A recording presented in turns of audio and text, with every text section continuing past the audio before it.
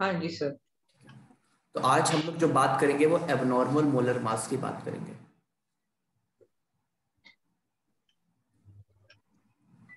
जैसा कि आपको पता है बेटा, जो एबनॉर्मल मोलर मास होता है वो बेसिकली आपको पता है किसके कारण आता है, क्यों आता है, आपको पता है। वो तो कल मैंने आपको बता ही दिया था।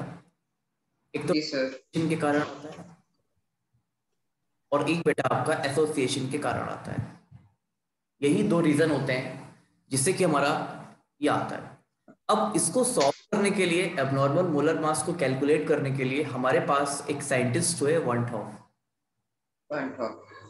तो वनठॉफ साहब ने क्या कहा, उन्होंने कहा कि भाई हम अपना एक मतलब अपना एक फैक्टर बना दिया उन्होंने, वनठॉफ फैक्टर। आई। ठीक है, उन्होंने कहा कि भाई हम अपना एक फैक्टर बना देंगे। तो उन्होंने कहा कि अपना एक फैक्टर बनाएंगे और इसके थ्रू, फैक्टर मतलब एक अपना क्लास बनाएंगे, अपना यूनिट बनाएंगे, इसको आई से डिनोट करते हैं, स्मॉल आई से बेटा। और इसके थ्रू हम लोग क्या करेंगे, कैलकुलेट करेंगे एबनॉर्मल मोलर मास को। तो पहले अपन पहले देख लेते हैं कि वास्तव में एबनॉर्मल मोलर मास होता क्या है। तो आई जो होता है बेटा वो होता है हमारा आई फॉर वनटॉफ फैक्टर। और वनटॉफ हमारा फैक्टर क्या होता है, दैट इज नॉर्मल मास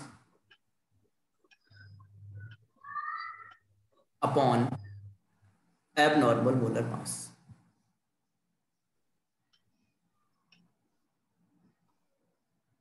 अब आप परेशान हो गए इब्राहिम की नॉर्मल मोलर मास क्या होता है बेटा, और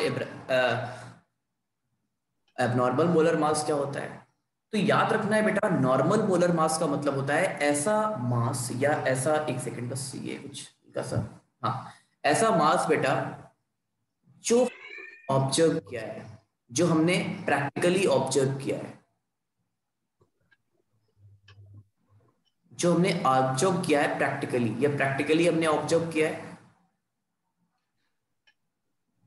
और बेटा एबनॉर्मल का मतलब होता है जो हमने, जो वास्तव में कैलकुलेट होके आता है, जो कैलकुलेट होके आया है। तो कुछ लोग इसका फार्मूला ये भी बना लेते हैं, i is equal to observe colligative property भाई। अपॉन बेटा कैलकुलेटेड कोलिगेटिव प्रॉपर्टी। हाँ जी सर। हम्म, जी सर। और एक चीज आपको याद रखनी है, ये ऑब्जर्व का मतलब क्या है। ऑब्जर्व का मतलब है ऐसी चीज जो हमने आफ्टर डिसोसिएशन या एसोसिएशन ऑब्जर्व की है। ऑब्जर्व का मीनिंग होता है बेटा आफ्टर डिसोसिएशन या एसोसिएशन, जो हमने चीजें ऑब्जर्व की है, जो हमने देखा, जो हमने जो हमने, प्रैक्टिकली देखा। हाँ, जो हमने प्रैक्टिकली देखा वो डिसोसिएट हो गया या वहां पर हाइड्रोजन बॉन्डिंग हो गई बेटा। और याद रखना है ये एसोसिएशन का मतलब, सॉरी, कैलकुलेटेड मैथमेटिकली क्या है? बिफोर, बिफोर मतलब मैथमेटिकली उसकी वैल्यू क्या है। बिफोर एसोसिएशन जैसे या आप लोग, आफ्टर एसोसिएशन। आप फिजिक्स में प्रैक्टिकल करते रहे होगे तो आपको मान लीजिए आइडियल वैल्यू आपकी 2 आ रही थी लेकिन वैल्यू 2.2 आ गई। तो 2 जी point sir. Observe and ideal is 2। और याद रखना है बेटा डेसोसिएशन के लिए जो आई का वैल्यू होता है वो ऑलवेज मोर देन 1 होता है।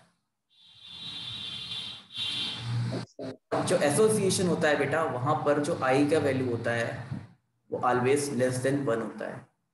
तो सर इन सभी को मैं नोट कर लूं? हाँ, आपको पूरा टाइम मिलेगा और मैं आपको प्रूफ करके ही बताऊंगा कैसे होता है ये। अच्छा जी सर, मैं ठीक है। आपको प्रूफ करके ही बताऊंगा, आप परेशान बिल्कुल मत हो बेटा। और एक चीज और भी याद रखनी है, अगर नो डेसोसिएशन है, कोई भी डेसोसिएशन या एसोसिएशन नहीं है, और एसोसिएशन नहीं है बेटा, तो याद रखना है आई की वैल्यू ऑलवेज 1 होती है। तो वन ना सर, हाँ। ठीक है, तो ये काफी इंपॉर्टेंट पॉइंट है। तो अभी तक मैंने आपको क्या बताया कि नॉर्मल मोलर मास अपन कैलकुलेट क्यों करते हैं। सम टाइम बेटा इस तरह के सल्यूट होते हैं जो एसोसिएशन और डिसोसिएशन दिखा जाते हैं, तो उनकी प्रॉपर्टी को रीड कर पाना हमारे लिए वन टॉप फैक्टर के, without van't Hoff factor we can't calculate. So we have to calculate the one-top factor, which basically calculate the abnormal colligative property or abnormal molar mass of that solute. Okay, and yes sir. formula by which we can calculate them. तो एक बार note कर लीजिए फिर अपन आगे बढ़ते हैं। जी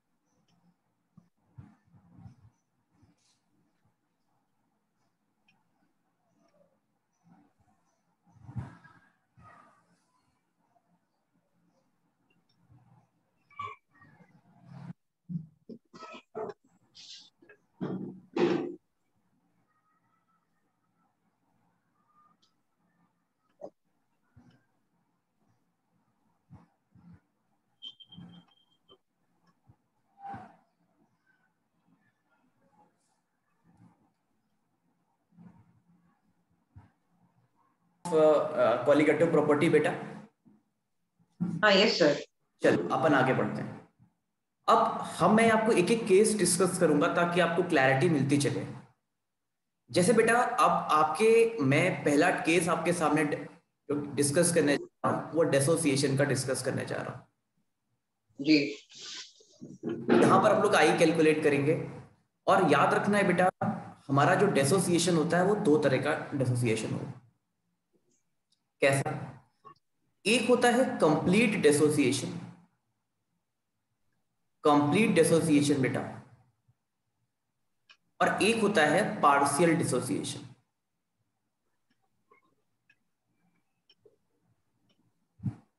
ठीक है, एक होता है कंप्लीट डिसोसिएशन और एक होता है पार्शियल डिसोसिएशन।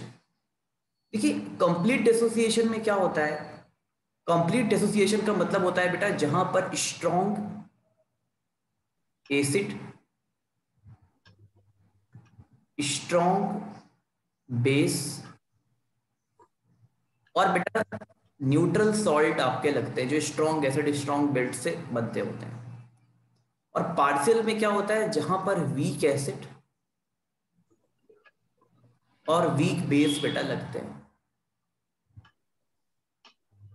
जहां पर वीक एसिड और वीक बेस काम करते हैं it is known as your partial dissociation. तो होता क्या है बेटा बेसिकली अगर मैं बताऊं आपको, अगर मैं डिसोसिएशन का केस आपसे डिस्कस करूंगा तो आपने पढ़ा होगा, लेट सपोज आपने देखा होगा NaCl is your strong electrolyte, क्योंकि ये स्ट्रॉन्ग एसिड स्ट्रॉन्ग बेस से बना है। तो आपको पता होगा यहाँ पर ये इस तरह का एरो बनेगा, यहाँ पर Na आयन और Cl आयन बनेगा। अगर इनिशियली C मोल था बेटा तो ये 0 0 मोल बना होगा, आपको पता है। और अगर मोल था और आपसे पता है पूरा पूरा डिसोसिएट हो गया तो C माइनस C बचा, तो ये बनेगा C और C बनेगा बेटा। अब देखिए जी क्या होता है, आई होता है, क्या होता है बेटा कॉलिगेटिव प्रॉपर्टी आफ्टर डिसोसिएशन। तो कॉलिगेटिव हाँ प्रॉपर्टी आफ्टर डिसोसिएशन क्या होगा आपका, टोटल ऑब्जर्व कॉलिगेटिव प्रॉपर्टी क्या है, ये कॉलिगेटिव प्रॉपर्टी इसको ऐड कर दीजिए, ये ऑब्जर्व कॉलिगेटिव प्रॉपर्टी है,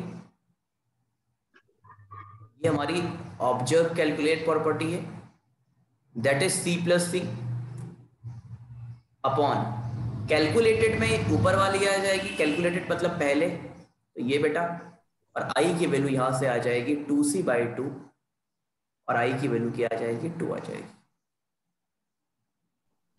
अच्छा जी सर। अब अगर दूसरा एग्जांपल मैं आपको बताऊं, लेट सपोज एक और स्ट्रॉन्ग इलेक्ट्रोलाइट दे दूंगा, आपको बता दिया जाएगा स्ट्रॉन्ग इलेक्ट्रोलाइट है कि नहीं है, या परेशान मत हो इसके लिए। तो ये आप Al3 plus and 3Cl minus, तो ये बेटा ये 0 0 हो जाएगा इनिशियली, फिर ये C माइनस C बेटा, तो ये आपका बनेगा C और ये बनेगा कितना 3C, आई हो जाएगा C, तो ये आएगा 4C/C 4। हाँ जी सर। 4 आ जाएगा। ये बात आपको समझ में आ रही है बेटा अच्छे से? जी सर। अब मैं आपको एक बात और बताता हूं, मान लीजिए वीक एसिड के लिए बात करें, वीक एसिड वीक बेस के लिए मान लीजिए कोई आपका वीक एसिड ले HA आपका वीक एसिड ले, ये वीक एसिड है तो ये पार्शियल डिसोसिएशन है, यहाँ पर H प्लस और A माइनस बनेगा बेटा। आपका अगर ये C मोल है तो इनिशियली ये 0 0 बनेगा, आपको पता है। फिर मान लीजिए अमाउंट ऑफ डिसोसिएशन आपका अल्फा है, ये आपने क्लास 11th में पढ़ा होगा। Alpha is the amount of dissociation, शायद आपको याद आ रहा हो। जी sir. That is the amount of dissociation. अगर ऐसी की बात होगी तो एसोसिएशन हो जाएगा बेटा। तो ये आपका क्या हो जाएगा, ये सी अल्फा और ये सी अल्फा बेटा। तो आई का वैल्यू क्या हो जाएगा, कॉलिगेटिव प्रॉपर्टी आफ्टर डिसोसिएशन, ये हो गया देखिए total Qualitative property before before dissociation. Dissociation. ये सी अल्फा से ये सी अल्फा कैंसिल आउट हो गया, तो तो बचा C minus सी CR अपॉन सी। plus हाँ जी सर। यहाँ से अगर आई की वैल्यू आप सॉल्व करोगे तो 1 प्लस अल्फा आ जाएगी। तो मैंने हाँ आपको जी। था बेटा थोड़ी देर पहले कि आई की वैल्यू यहाँ पर मोर देन 1 होती है, और जो अमाउंट ऑफ डिसोसिएशन होती है इसकी वैल्यू जो होती है वो 0 से 1 के बीच में लाई करती है। मतलब ये 0 से 1 के बीच में लाई करती है। अच्छा देख लीजिए एक बार अच्छे से।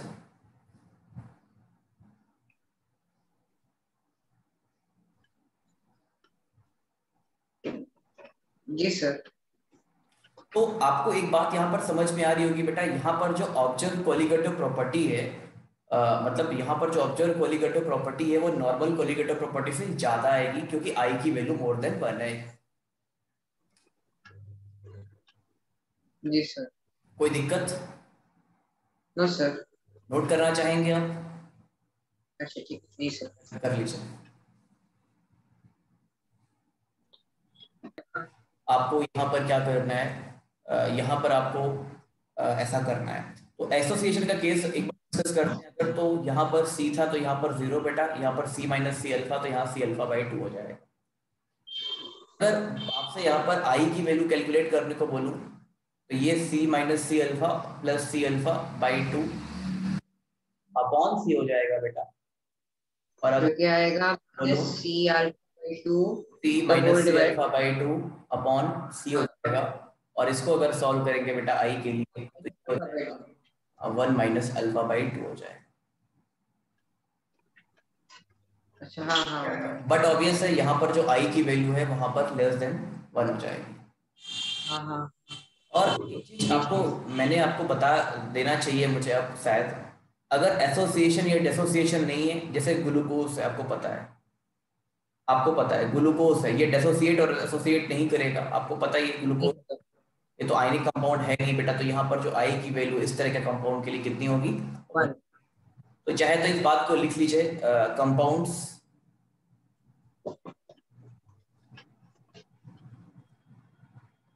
which do not dissociate or associate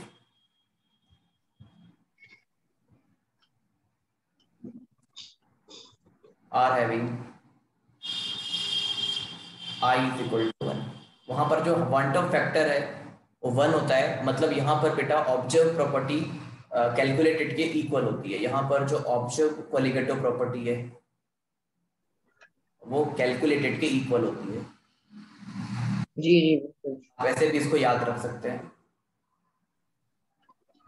colligative property calculated colligative property के इक्वल होती है। ठीक है, याद रखेंगे बेटा। जी सर बिल्कुल। अब इसका देखिए इम्प्लीमेंटेशन कैसे करेंगे। जितने भी आपने क्वालिटेटिव प्रॉपर्टी के जितने भी फार्मूले अभी तक सीखे हैं, आप वहां पर आई को इम्प्लीमेंट कर देंगे। That is p not minus p s upon p not is equal to i into x. That is x आपको याद आ रहा है ना, क्या x? That is mole fraction. इसी तरह से दूसरा अपन नोट कर सकते हैं यहाँ पर delta T B is equal to i K B molality is equal to i K F molality. उसमें सिर्फ आई मल्टीप्लाई कर देना है सर। यस, और आई सी आर टी। यस बेटा, वेरी गुड। इसलिए करना है क्योंकि अगर आई 1 है तो कोई फर्क तो पड़ेगा नहीं। और आई अगर कुछ है, कुछ डिसोसिएशन एसोसिएशन का केस है तो फर्क पड़ जाएगा। इसीलिए हमने फॉर्मूले में आई का मल्टीप्लाई कर दिया है ताकि फॉर्मूले हमारे एक्यूरेट हो जाए। क्योंकि हमारे पास तो कंपाउंड बेटा किसी भी तरह के हो सकते हैं। अभी तक हमारे पास कंपाउंड थे वो नॉन वोलेटाइल, नॉन डिसोसिएटेड और एसोसिएटेड थे, लेकिन ऐसा हो भी सकता है कि कंपाउंड डिसोसिएशन या एसोसिएशन दिखाए, तो फिर हमें आएगा जी करना पड़ेगा।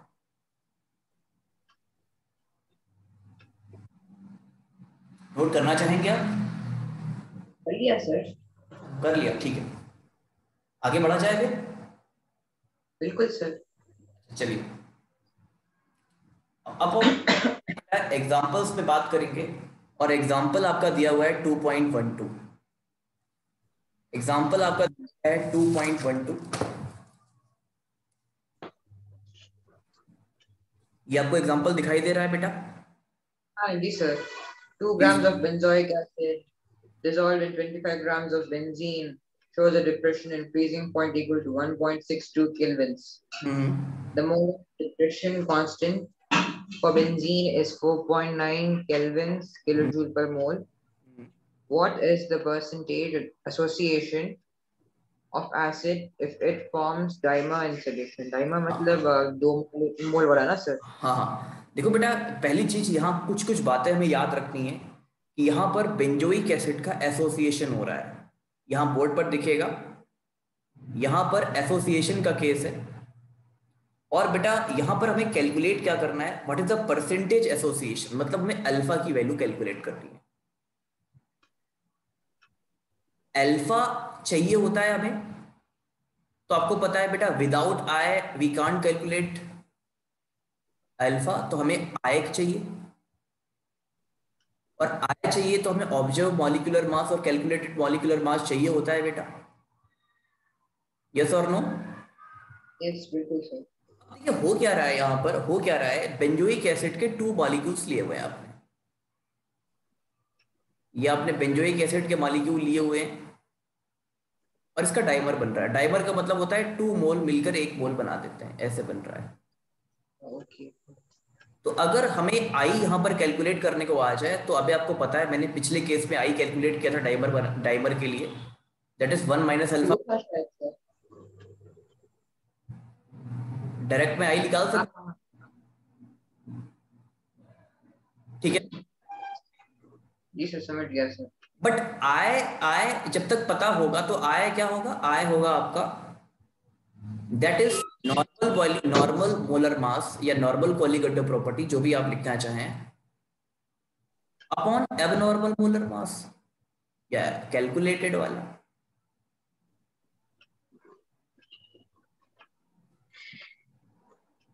अब देखिए हो क्या रहा है, केस समझिए क्या हो रहा है बेटा। 2 gram benzoic acid dissolve in 25 gram benzene source in a freezing point equal to 1.62 bar.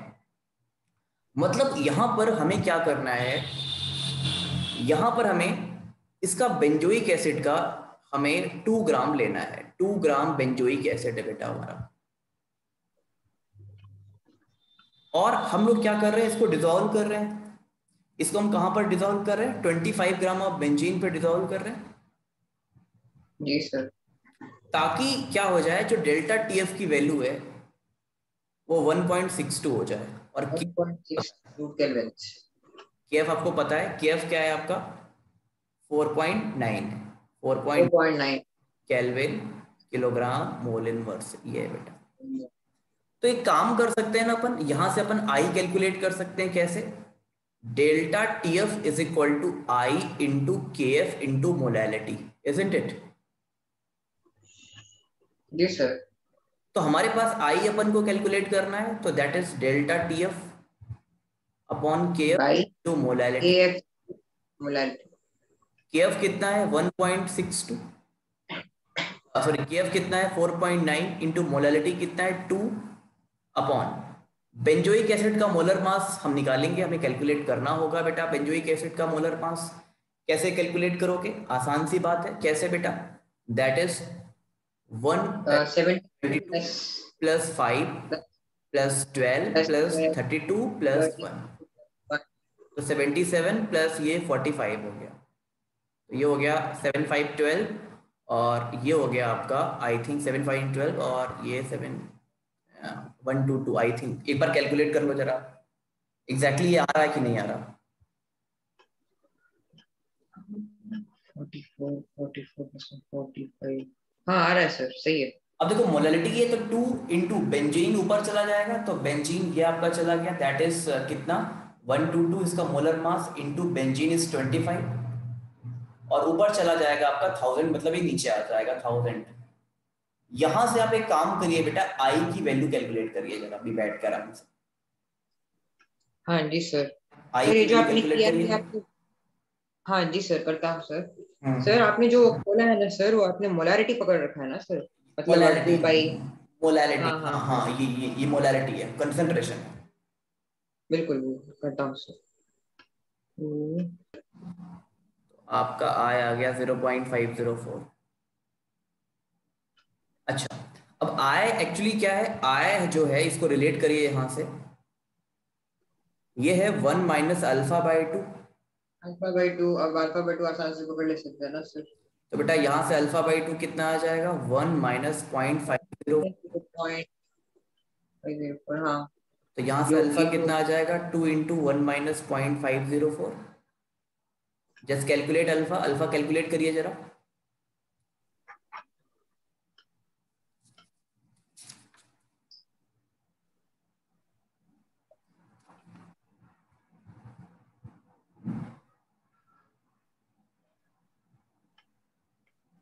Sir मुझे 1.19 आ रहा है सर। कितना बेटा? 1.19। नहीं नहीं नहीं, इतना तो नहीं आना चाहिए। नहीं नहीं, गलत आ रहा है आपका, रॉन्ग है कुछ। देखिए इधर देखिए ना, आप मल्टीप्लाई करिए 1 - 0.541 से माइनस करिए भाई, हाँ वही सब्ट्रैक्शन है शायद, गलती है शायद सर, एक मिनट और करता ये हूँ। सही करिए, और इस पे 2 का मल्टीप्लाई करिए, करिए जरा।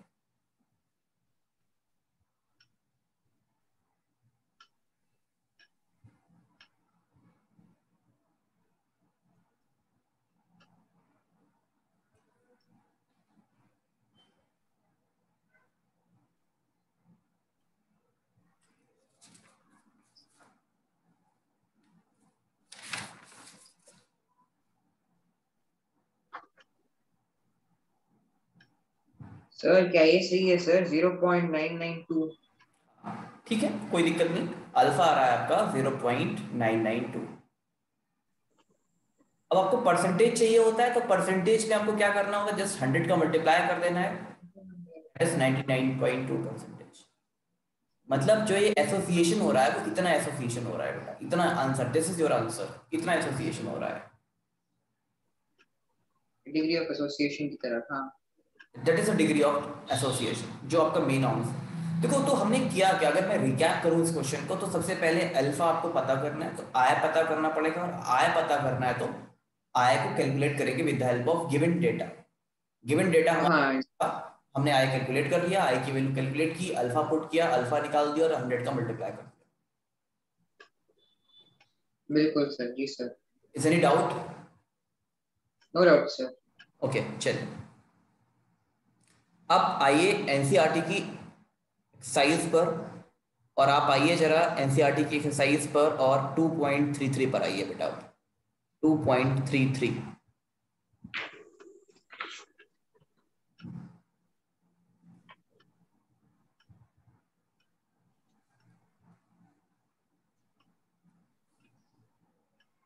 जी सर। क्वेश्चन रीड करिए बेटा।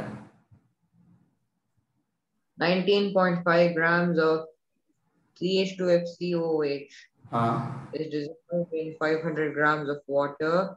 The hmm. depression in the freezing point of water is observed to be 1 degree Celsius. हाँ। Calculate one Hough's factor and hmm. association constant of fluoroacetic acid. Okay, हाँ ठीक है। Please underline the word dissociation constant of fluoroacetic acid, इस word को underline करिए आप। Yes.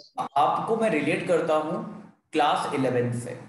फ्लोरोएसिटिक acid क्या था, CH2 और F लगा। हाँ, CH2COOH। ये पार्शियल डिसोसिएशन होगा बेटा, क्योंकि वीक एसिड है, कार्बन है यहाँ पर, तो ये बन जाएगा CH2FCOO माइनस प्लस H+। अगर इनिशियली आपके पास यहाँ पर 0 मोल थे, तो ये 0 मोल बनेगा बेटा। हाँ, और अगर ये एसोसिएट C होगा, माइनस C आता होगा तो ये C अल्फा और C अल्फा होगा सर। हाँ, अब आपने बेटा डिसोसिएशन कांस्टेंट एसिड का फाइंड आउट करना सीखा होगा क्लास 11th में। That is concentration of fluorate ion, fluorate मतलब ये acetofluorate ion into H ion, हाँ जी सर, ये मैंने अपॉन सीखा था सर, इक्वेशन फ्लोरोएसिटिक एसिड।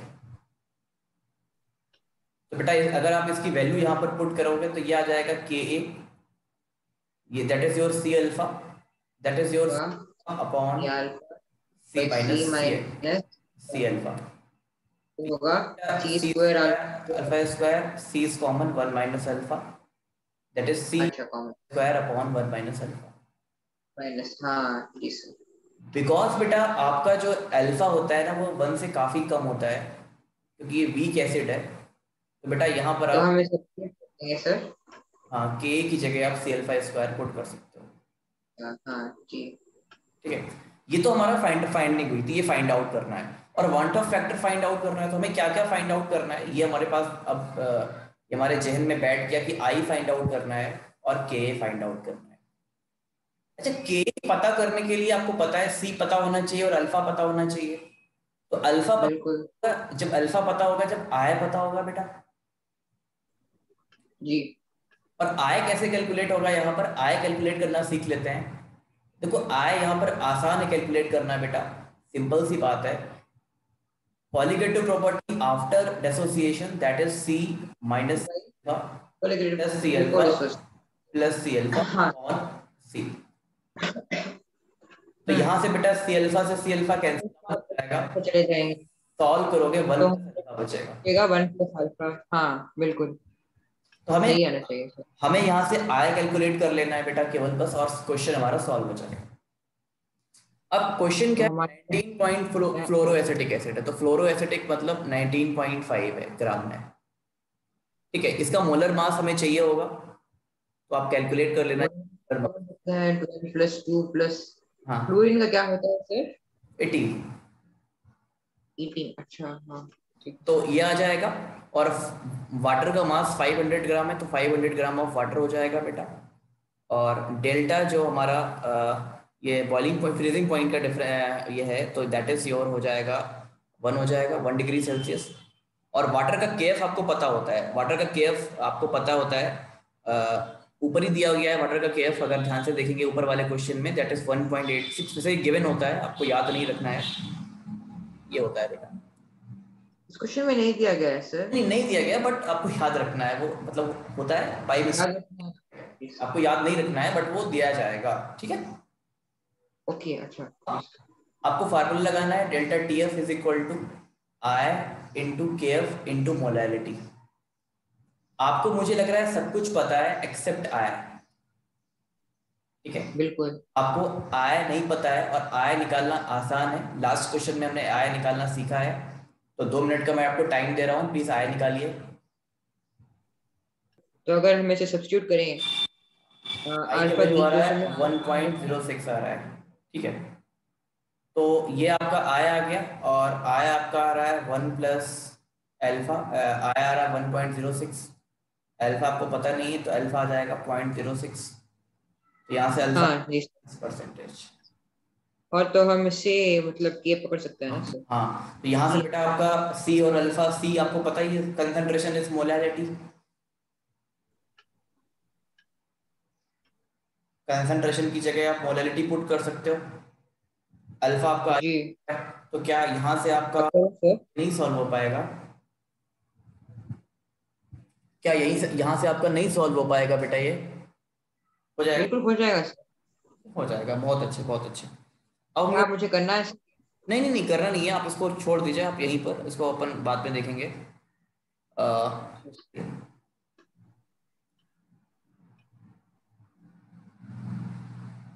अब अपन 2.32 पर आते हैं बेटा, 2.32 एक बार क्वेश्चन पढ़ो जरा।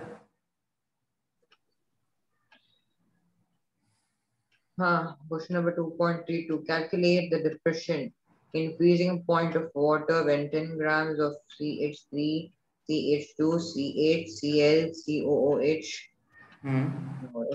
is added to 250 grams of water okay when Ka is equal to 1.4 in 10 to the power minus 3. Kf is equal to 1.86 Kelvin per kilogram per mole.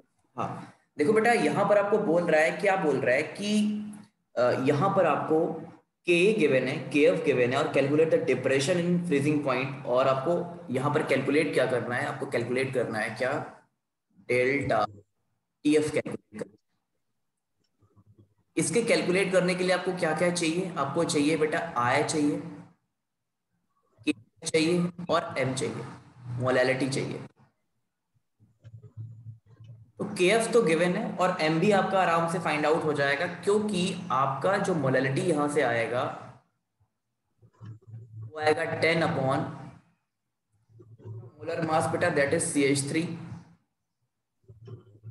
CH Cl का COOH बेटा, ये मोलर मास आप calculate कर लेना आराम से इत्मीनान से 250 ग्राम वाटर में से डिजोल्व कर रहे हैं और 1000 ऊपर मल्टीप्लाई हो जाएगा बेटा, तो ये आपका 4 आ जाएगा। तो M की वैल्यू आपकी कितनी आ जाएगी, that is 40 upon CH3 CH2 CH Cl COOH आ जाएगा। ये बेटा आपका M का वैल्यू आ जाएगा और इसका मोलर मास आपको, सॉरी ये आपको मोलर मास आपका पता है, तो मतलब होता है पता है। तो यहाँ से M आ गया, K आपका गिवन है, I आपको निकालना है। I कैसे निकाल, I निकालोगे हेल्प से आप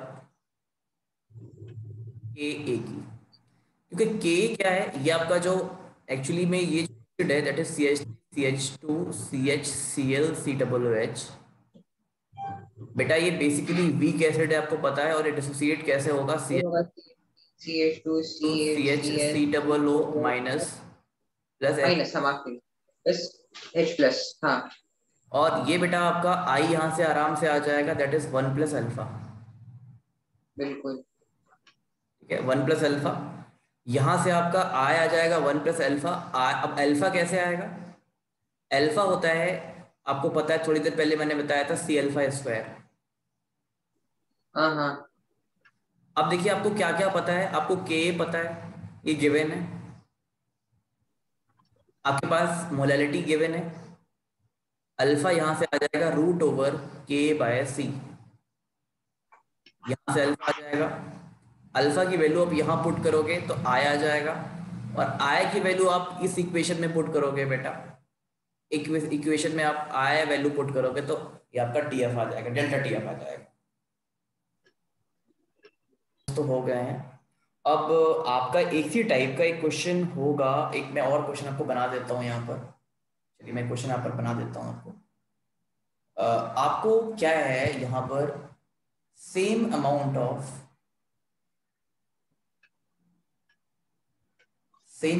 of this solute are mixed in same amount of solvent. Find in which the, और सॉल्वेंट भी सेम है, याद रखना है, ठीक है, सॉल्वेंट भी आपका क्या है बेटा, सेम है, आपको ये भी बात याद रखनी है। तो आपको समझा नहीं सर, इसके लिए आपको करना क्या है इस क्वेश्चन में कि ये इनके अमाउंट सेम है और उनको सेम अमाउंट ऑफ सॉल्वेंट पे भी ऐड किया जा रहा है, तो आपको बताना है अच्छा। किस अमाउंट, किस सॉल्यूट में जो डेल्टा टीएफ का वैल्यू वो हाईएस्ट होगा। अब देखो बेटा, डेल्टा टीएफ किस पे डिपेंड कर रहा है, डेल्टा टीएफ डिपेंड कर रहा है आई इंटू केबी इंटू मोलैरिटी पर। सर के एफ होना चाहिए ना सर, के नहीं के केबी टीबी, सॉरी टीबी, क्योंकि यहाँ पर हम लोग बॉइलिंग की डिफरेंस कर रहे हैं ना, मैंने फ्रीजिंग पॉइंट बोल दिया। एक काम कर लीजिए इसको आप, यहाँ पर एलिवेशन होता है तो इसको एलिवेशन कर लीजिए, मैंने गलती से, कुछ कॉन्सेप्ट वही लगेगा, आप परेशान मत हो, एलिवेशन कर लीजिए। अब बेटा आप एक बात समझिए, आई में चेंज होगा, आई में चेंज होगा इनटू, केबी सेम है, केबी का कोई फर्क नहीं पड़ेगा, इनटू मोलैलिटी क्या होती है, weight upon molecular weight into mass of solvent m2 into 1000। जो डिफरेंट होगा चीजें वो डिफरेंट होगी, वो क्या क्या डिफरेंट होगी बेटा? जो डेल्टा बी प्रोपोर्शनल होगा वो प्रोपोर्शनल होगा I अपॉन m होगा, सिंपल। जहां पर I m की वैल्यू ज्यादा होगी वहां पर डेल्टा टी भी ज्यादा होगा, इजंट इट? क्योंकि बाकी चीजें तो सेम आ रही हैं। सर m का मतलब मोलर मास ऑफ सॉल्यूट कि सॉल्यूट। अच्छा, हाँ। अब देखो बेटा, यहां पर जो I है वो 2 है, यहां पर I 1 है और यहां पर I 3 है। ये आप समझ पा रहे हो कि नहीं? क्यों? यहाँ पर 2 आयंस बनेंगे, Na आयन और Cl आयन। यहाँ पर कोई आयोनाइजेशन नहीं होगा और यहाँ पर Ca ion plus twice of Cl बनेंगे जी। तो अगर मैं पहले केस के लिए देखता हूं तो यहाँ पर बेटा जो हमारा डेल्टा Tb होगा उसकी जो वैल्यू प्रोपोर्शनेट करेगी वो 2 बाय NaCl, ये बेटा प्रोपोर्शनेट करेगी 1/180, 3 अपॉन इसका मास होता है 1 CaCl2 का, और NaCl का होता है ये 35.5 और ये 23, तो 58.5 होता है। जहां की वैल्यू ज्यादा आएगी बेटा वही आंसर हो जाएगा। जहां कहीं से भी ये वैल्यू ज्यादा आएगी बेटा वही हमारा आंसर हो जाएगा, वहीं पर great elevation in boiling point होगा। तो डी तो हो ही नहीं सकता कभी, आंसर या तो सी होगा या ए होगा। तो एक बार कैलकुलेट करके देख लेना कहां पर वैल्यू ज्यादा आ रही है।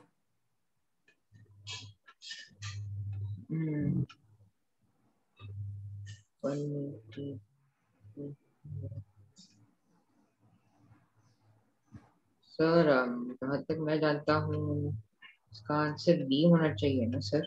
कौन सा बेटा? एक मिनट, एक मिनट, एक मिनट, माफ कीजिएगा सर, एक मिनट, एक मिनट, एक मिनट। सर सी। एक बार कैलकुलेट कर लो आप। अच्छा, कर लेता हूँ। 111 है और ये 58.5 है। आई थिंक फर्स्ट वाला ज्यादा आ रहा होगा, मुझे ऐसा लग रहा है। देख लो फिर भी आप एक बार, डेटा तो यही बता रहा है कि फर्स्ट वाला ज्यादा आ रहा है।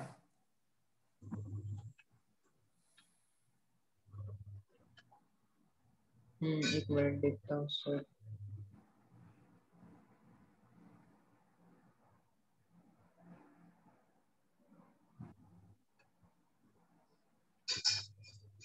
वन बाई 180 तो 0.009 ये है।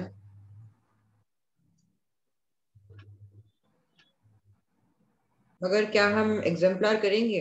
हाँ, एग्जाम्पलर मैं आपको सेंड, आपके पास है एग्जाम्पलर? हाँ, मतलब आ रही है सर। हाँ, तो उसको आप डाउनलोड करके सॉल्व करना चालू कर दो। बाकी क्वेश्चंस जो भी बचे हुए हैं इस चैप्टर के आप क्वेश्चंस लगा लो। मेरे एंड से थ्योरी पूरी हो गई है, आप अब देख लेना और अपने डाउट्स वगैरह भेज देना मुझे अगर हो तो। एग्जाम्पल लगाना आप चालू कर दीजिए, किसी दिन बीच में टेस्ट प्लान कर लेते हैं। अगली क्लास से we will start electrochemistry. Sure sir. अपनी कितनी क्लासेस हो गए बेटा अभी? कितने क्लास में चैप्टर फिनिश हुआ?